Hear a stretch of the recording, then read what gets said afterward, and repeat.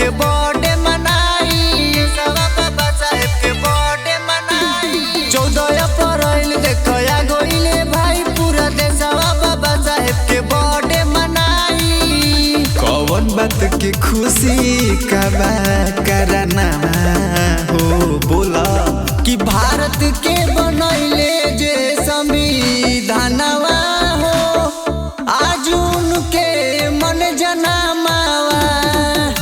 देशवा के अनमोल रतनवा हो बाबा साहब के मन जनामावा। मत मत मत जनामावा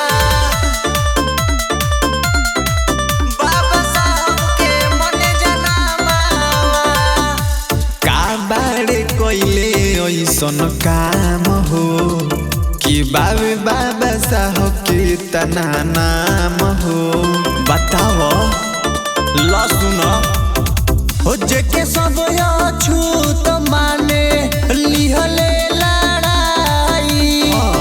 बाबा से ही बहुजन के मिलल स्थान भाई। सहल का मनुवादी के तना हो कि भारत के बनैले जे संविधानवा हो आज उनके मन जनामावा। देशवा के अनमोल रतनवा हो बाबा साहब के मन जनामावा। जय भीम जनामावा।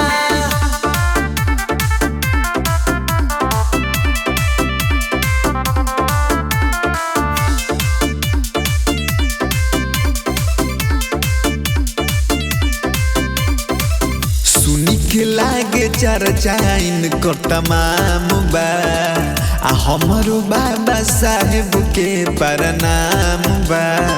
मांगनी बाबा के हमरो सत सत नमन बा। सबके दिलैले एक सा मन अधिकारवा। गाथा गावाई बाबा साहब के चांद के भी पारावा। जय भीम नम बुधाय के बा नमा नामा हो ए भाई कि भारत के बनैले